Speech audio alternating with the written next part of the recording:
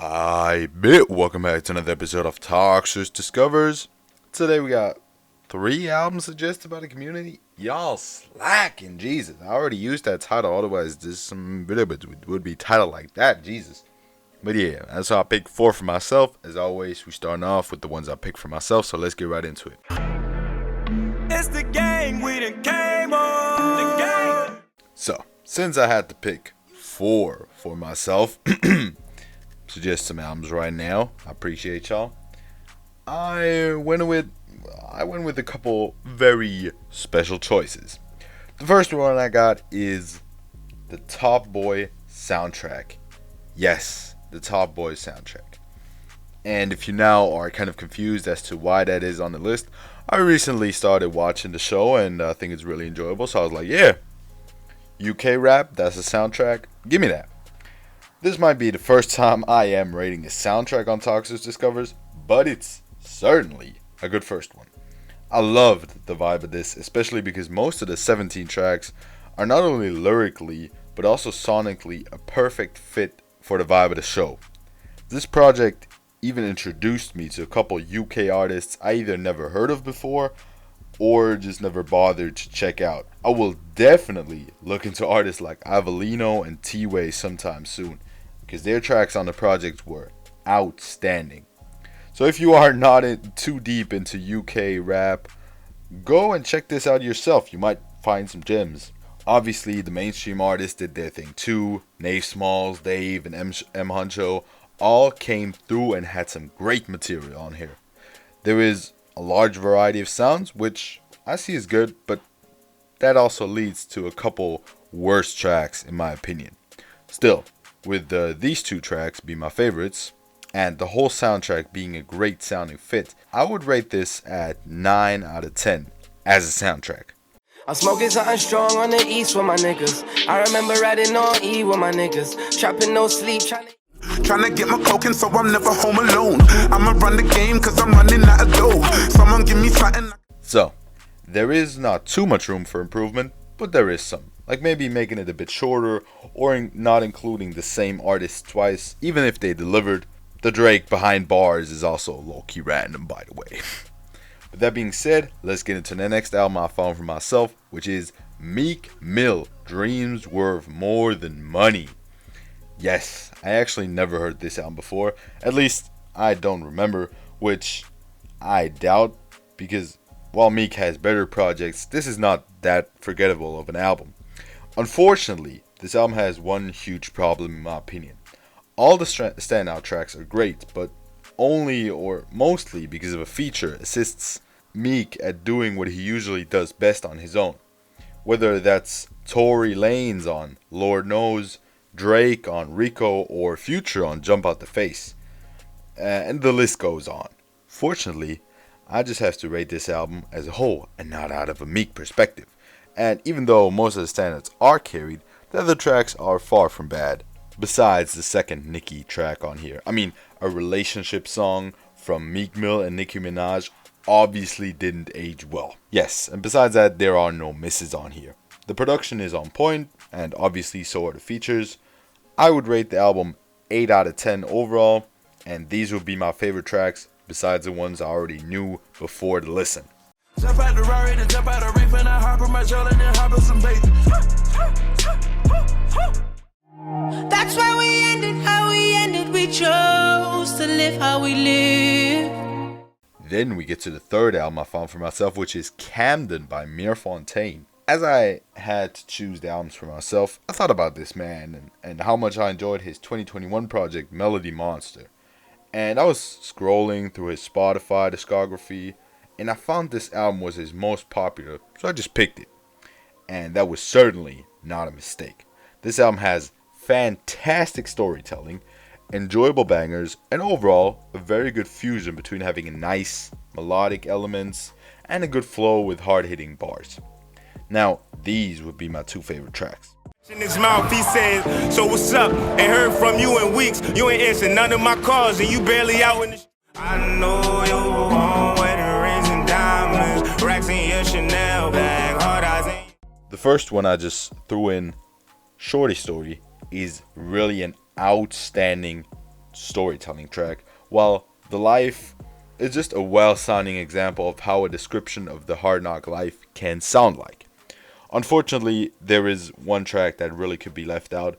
What You Do really adds nothing besides skip to the album in my opinion. But yes, besides that, this is a really outstanding album. Still having its way to go to perfection, but being great. I'd give it an 8.5 out of 10, and I would really suggest y'all give it a try, at least the 2 tracks that I threw in. Then we already are at the last project I found for myself, which in this case is 7 by Ransom. Really not too much to say to the second project by Ransom I am reviewing on this series, other than god damn, this motherfucker has fucking bars.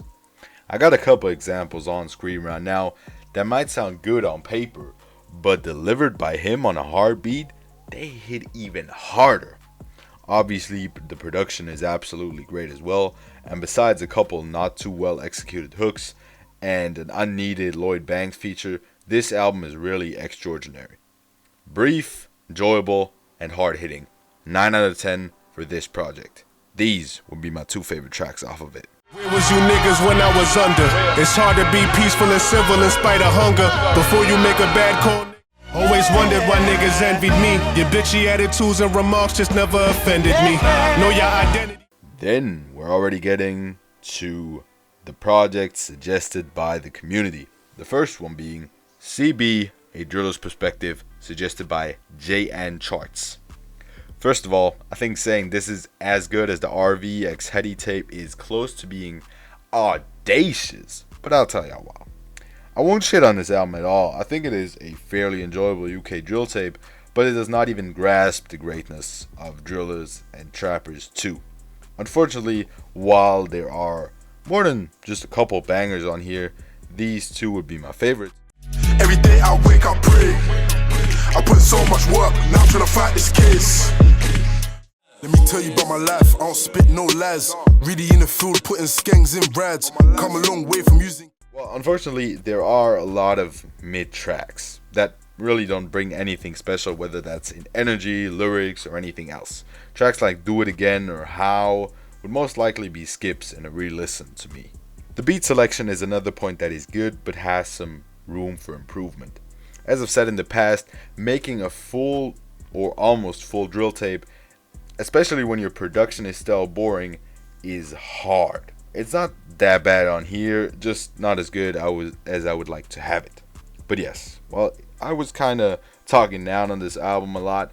Overall, it is a very solid UK drill tape that brings in hard flows and bars while maintaining solid length. 7.5 out of 10 for this one. Let's get to the next one. Unknown Death 2002 by Young Lean, suggested by Cyphic. The first Young Lean project I ever heard, and I can't say a lot of things, but I am far from disappointed. As I expected, the production is my favorite part, but not by far. His delivery on here is not only creating its own vibe and sounding fucking amazing, but it has a, to me, pretty unique flow. A flow that is still kind of weird to me because it's not that unique in its cadence, but more in how he structures his lines as a whole. Maybe that's because he's Swedish. I don't know. I like it. Bitches on my dick, cause I'm so luxurious, lightsaber.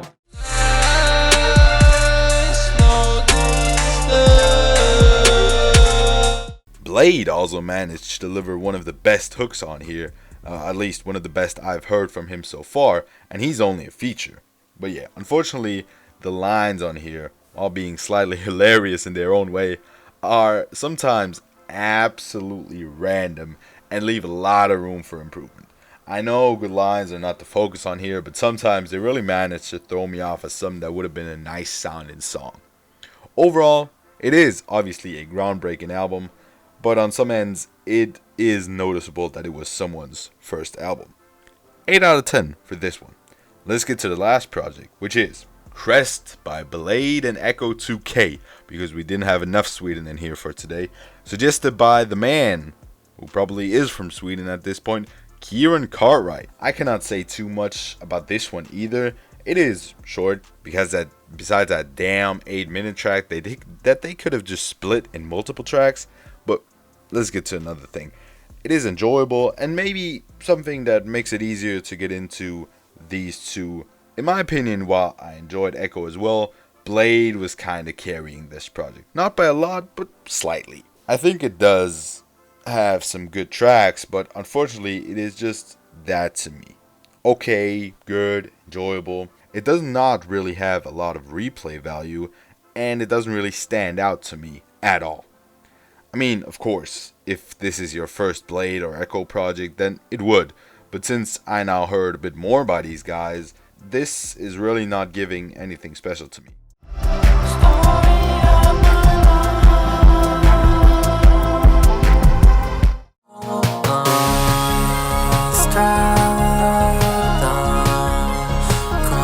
So yes, good but not outstanding. 7 out of 10 for this one. With that being said, thank you for listening, thank you for watching. Suggest some projects in the comments, and have a great one. Remember back then, all them hoes ain't want me. Now I'm ballin', all them same hoes on me. Mama told me that this came with the money and the motherfucking fame, even though I feel the same. I'm that nigga now, I'm that nigga now, I'm that nigga now, I'm that nigga now.